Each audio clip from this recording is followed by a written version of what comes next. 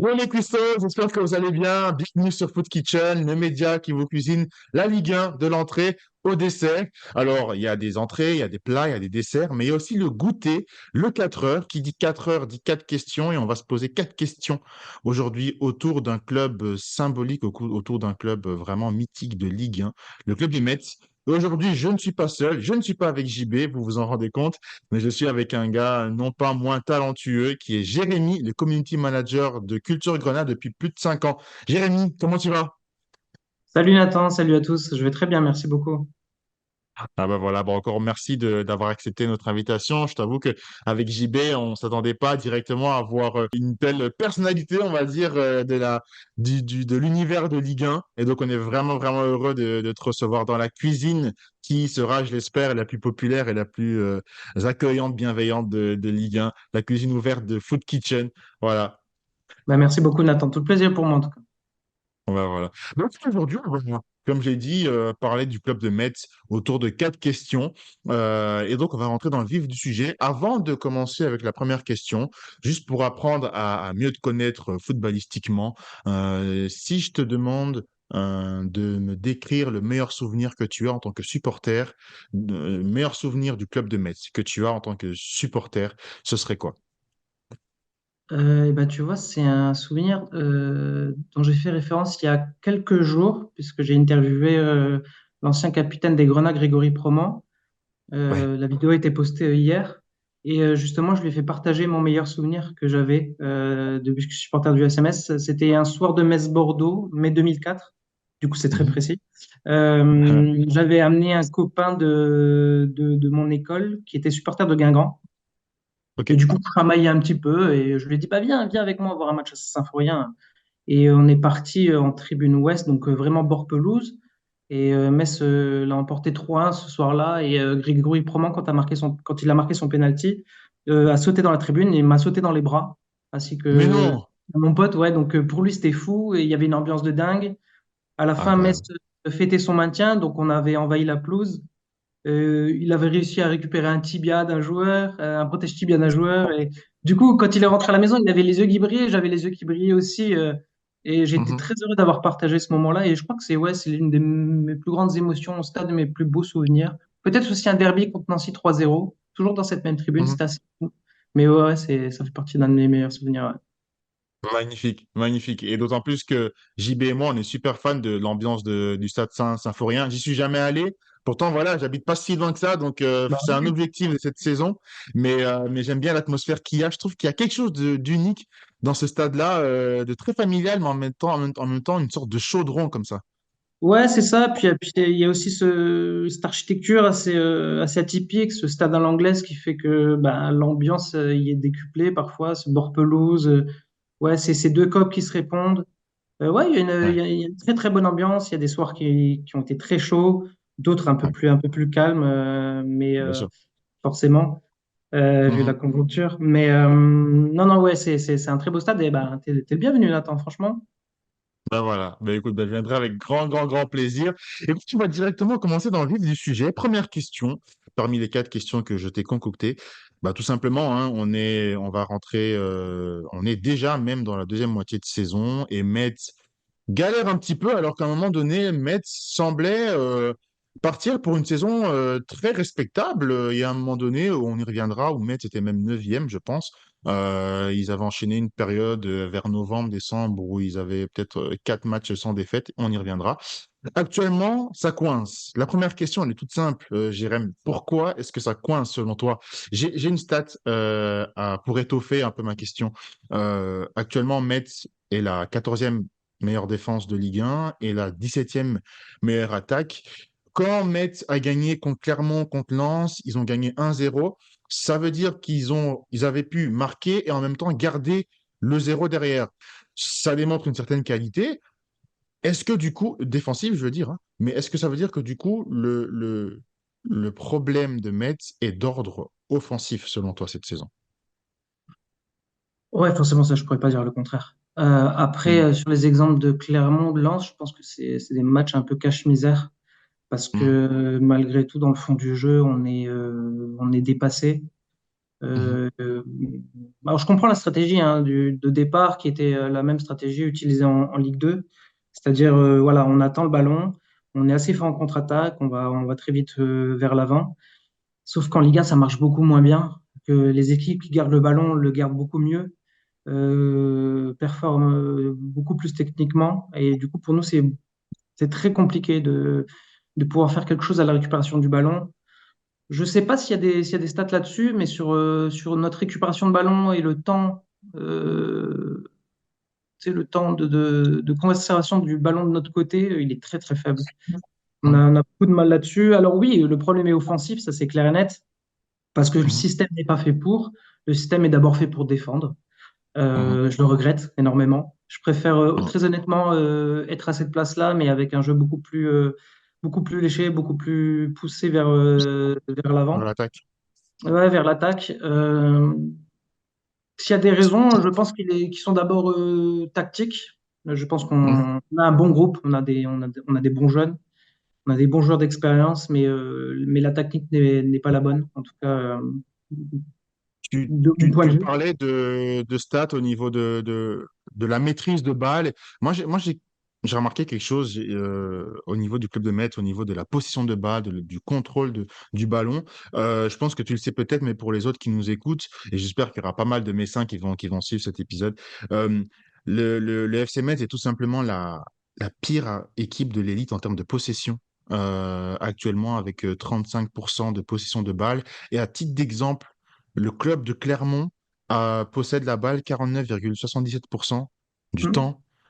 Comment est-ce qu'on peut expliquer une chose comme ça? Est-ce que, et là, du coup, je passe directement à la deuxième question qui est que penser des recrues du mercato? Youssef Maziz est parti.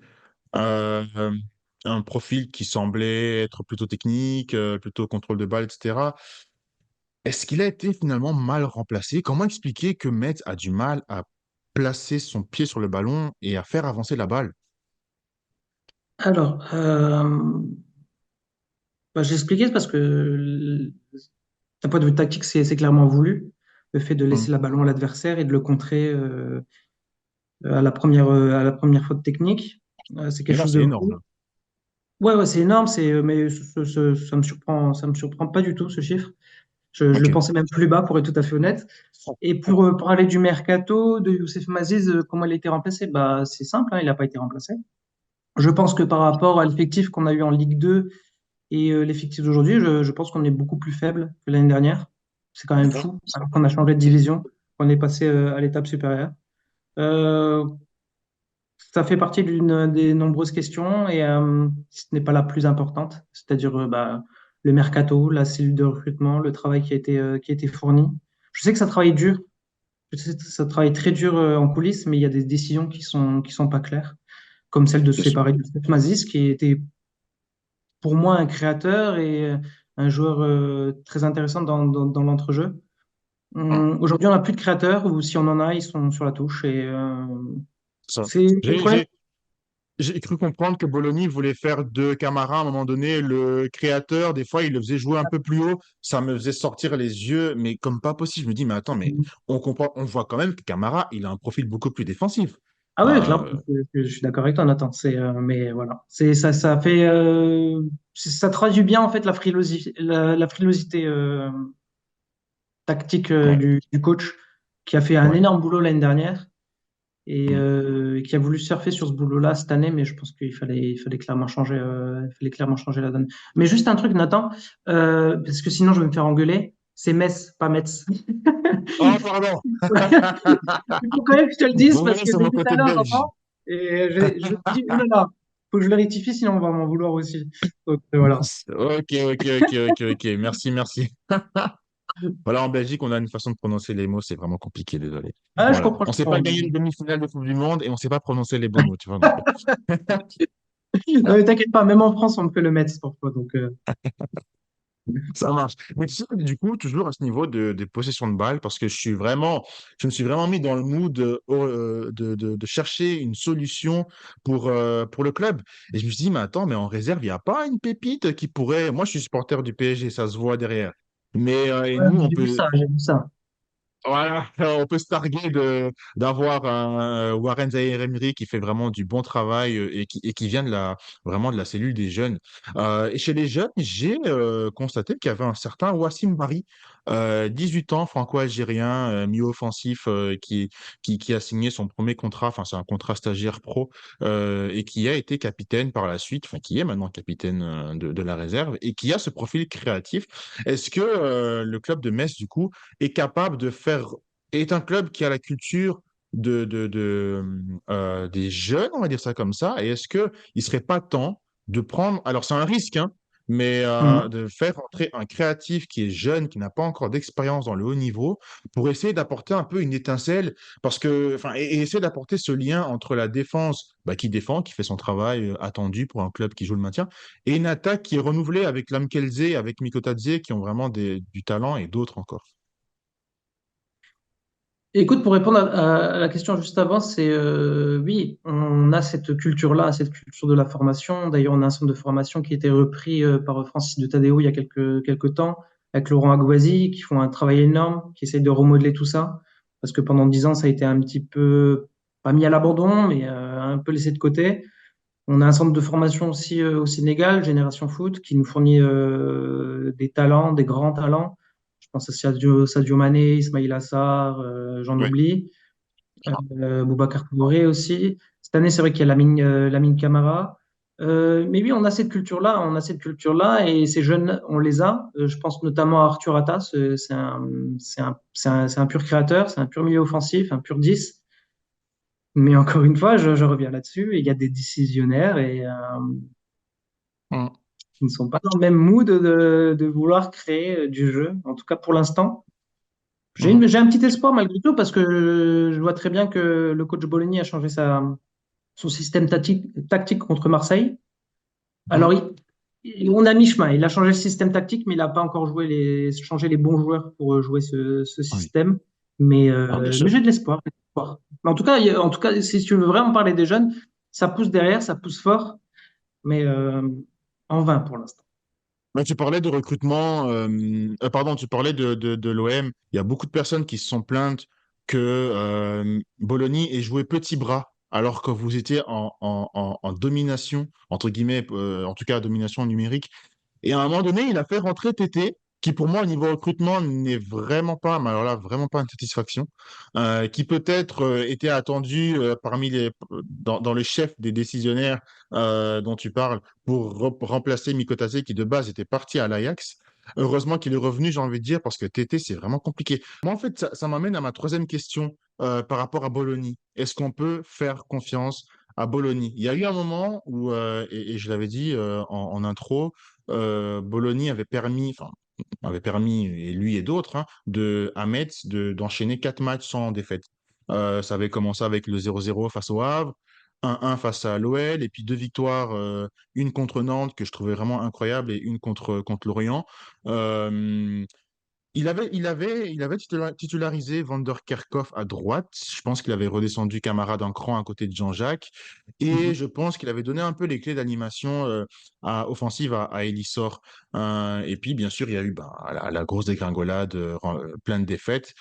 Et du coup, on est quand même en droit de se poser la question, est-ce que Bologna, qui avait trouvé une solution et qui avait permis d'avoir une succession de 4 matchs sans défaite, est-ce que Bologna peut maintenant avoir la créativité, l'intelligence tactique pour permettre à Metz de ne pas, enfin, de s'en sortir à nouveau, de trouver encore une autre solution pour s'en sortir? Parce que quand je vois Clermont, quand je vois Lorient qui commence à être chaud avec Bamba qui commence à buter, Mhm. je me dis attention. Comme je t'ai dit, moi j'ai encore de l'espoir. Malgré tout, je sens quand même que c'est un entraîneur têtu. Alors toi Hum, qui es du côté de Liège, peut-être que tu as ce même avis. J'ai l'impression qu'il a un système tactique qui croit en ce qu'il fait malgré ses résultats. Et bon, je sais pas. En fait, il a un groupe, il a le groupe pour faire quelque chose, pour pouvoir s'en sortir, notamment pour pouvoir régler ses problèmes offensifs. Euh, bon, je sais pas quoi te dire. Je vois très bien qu'il y a une spirale tout à fait différente du côté de Clermont, du côté de Lorient. C'est des équipes qui, au pied du mur, commencent à se mettre à jouer. Ouais. Euh, à Metz, c'est un peu tout l'inverse. On continue à être frileux, à manquer d'ambition offensive. Je vois très bien que ça frustre aussi les joueurs. Après, Mhm. est-ce que Delaney est capable de révolutionner ses idées, de les faire évoluer? Je l'espère, franchement, je l'espère. Mais j'en doute, j'en doute. Mm. Là, si on devait résumer, avant de passer à la dernière question, si on devait résumer la piste de solution tactique pour, euh, pour combler cette frilosité dans le club, ce serait quoi? Ce serait trouver un créateur, ce serait changer de disposition tactique, ce serait quoi, selon toi? Oui, de changer déjà de disposition tactique, de basculer en 3-5-2, je pense que c'est la meilleure manière d'évoluer avec le groupe qu'on a aujourd'hui. Et d'y insérer forcément des créateurs, de faire beaucoup plus confiance à un jeune comme Arthur Atta, comme je l'ai cité tout à l'heure. Mm. Devant, bah, Alan Calzé, Mikotadze très bien, mais de ne surtout pas avoir peur de jouer au ballon et de se projeter davantage. Euh, Derrière, on a des soldats, des solides soldats. Euh, Ouais. ouais, Je suis vraiment fan de votre solidité défensive. Bah Franchement, ouais, vous méritez mieux. Traoré, RL, Mathieu Hudol. Franchement, c'est solide et je pense que ça peut nous permettre d'aller davantage vers l'avant, hein. Après, il y a des jeunes qu'on pourrait incorporer à tout ça. Je pense à Joseph Ndukidi aussi. Euh, mais ouais, je pense que c'est plus dans la philosophie et l'aspect tactique qu'il faut évoluer aujourd'hui. Je préfère voir le FCMS descendre en fin de saison en ayant tout tenté et en ayant ajouté un peu de sel à nos émotions plutôt que d'attendre la faucheuse en se courbant le dos. Exactement, exactement. Tu parlais de descente et je sais que voilà, JB, avec qui j'anime cette chaîne, il est hyper fan du Stade Malherbe de Caen. Il existe un monde où Caen et Metz peuvent se trouver en barrage.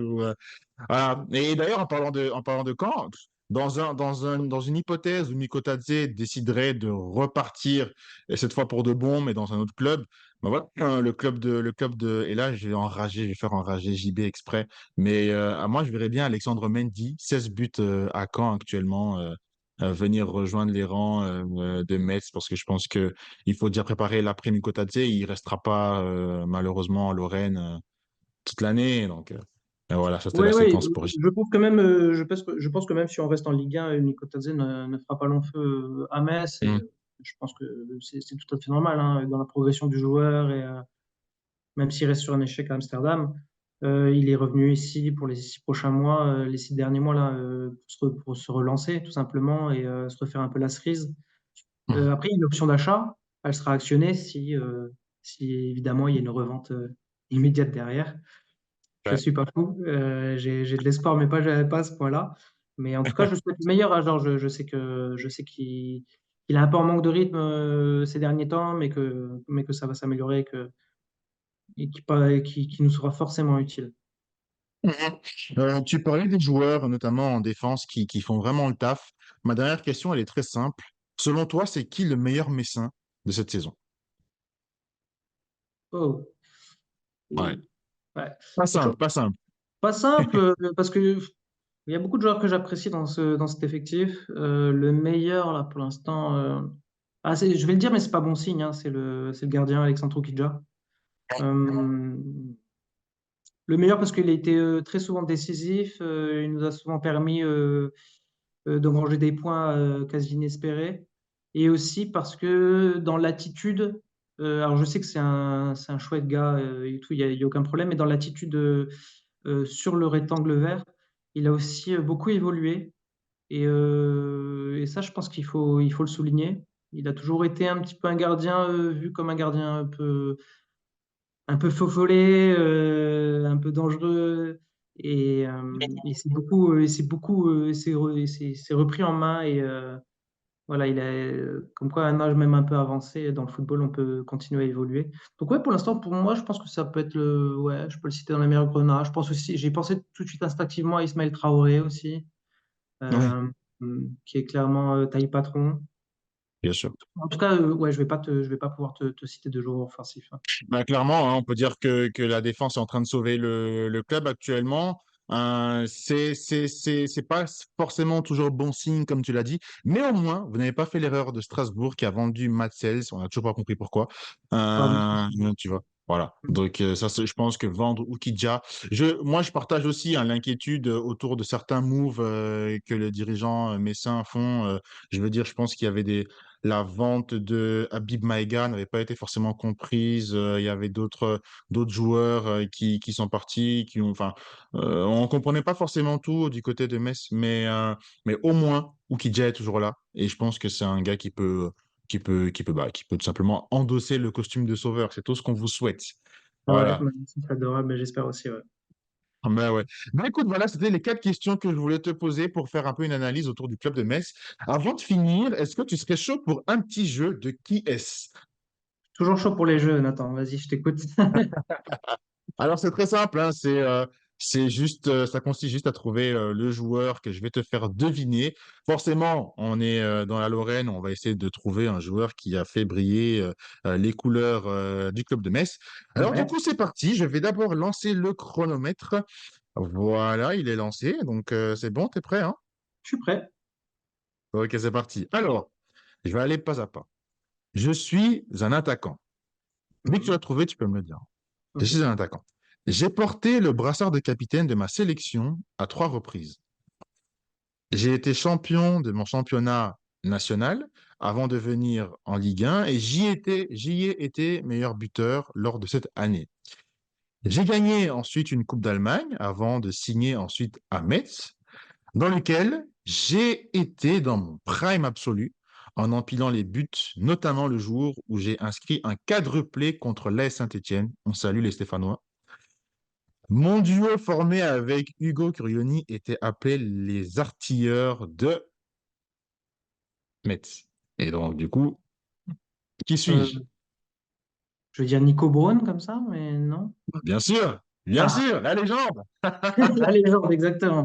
La légende. La On est légende elle-même, tous la légende elle-même, Nico Braun, luxembourgeois, 107 buts en 170 matchs. Je le répète pour les élèves du fond, 107 buts en 170 matchs. C'est une légende ouais. pour laquelle j'espère que Foot Kitchen, on essaiera de montrer un peu les highlights ou en tout cas d'en parler un peu plus parce que ben voilà, c'est un buteur, serial buteur. Je sais pas si tu as un mot par rapport à Nico Braun quand même.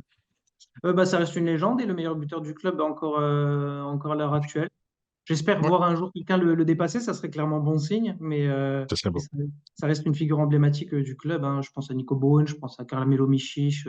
Il y a eu des grandes gloires, ouais, des très grandes gloires, des grands joueurs. Bien sûr. Et le Bien mythique sûr. Sylvain Castenduch. Faut pas l'oublier, Sylvain Ouais, Castenduch. ouais, grande légende. Une grande Grande légende. légende. Ben écoute, Jérémy, c'est tout pour moi. Un tout grand merci d'avoir accepté notre invitation. C'était vraiment magnifique. J'espère que tu as passé un bon moment. Ouais, super moment. Merci beaucoup, Nathan. Merci pour ce format. Dommage le maillot du PSG derrière, mais bon, je dis rien. Donc, tu vas venir au Stade Saint-Symphorien et tu vas passer à la boutique aussi. Donc, on t'attend de pied ferme. Avec grand plaisir. Écoute, tout ce qui est pourpre, mauve et tout ça, ça me va bien. Donc, je viendrai et je me ferai des petits shoppings sans aucun problème. C'est Je le viendrai bienvenu, peut-être avec le Nathan. maillot et après, je le changerai là-bas. Tu vois, Voilà. donc, avec C'est grand le plaisir. bienvenu, en tout Les cas. amis, les custos, n'oubliez pas de suivre la page Culture Grenat sur X, Twitter, Instagram. Vous êtes sur TikTok, je sais pas le nom. Peut-être Non, pas pas. TikTok.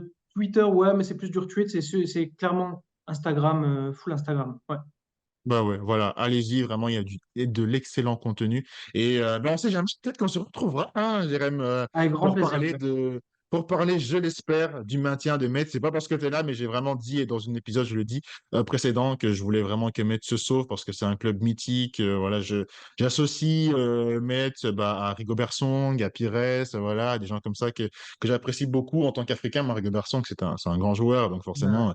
Voilà, j'associe Metz à beaucoup de bonnes choses. Donc voilà, en tout cas, bah, c'est tout ce que je souhaite d'ailleurs à Metz. Beaucoup de bonnes choses à Metz, à merci Culture beaucoup. Grenat, à toute la commune de Culture Grenat. Et voilà, peut-être à bientôt. En tout cas, ben, les amis, passez une bonne semaine. Cet épisode va sortir samedi, donc passez un excellent week-end et on se retrouve pour un nouvel épisode avec JB.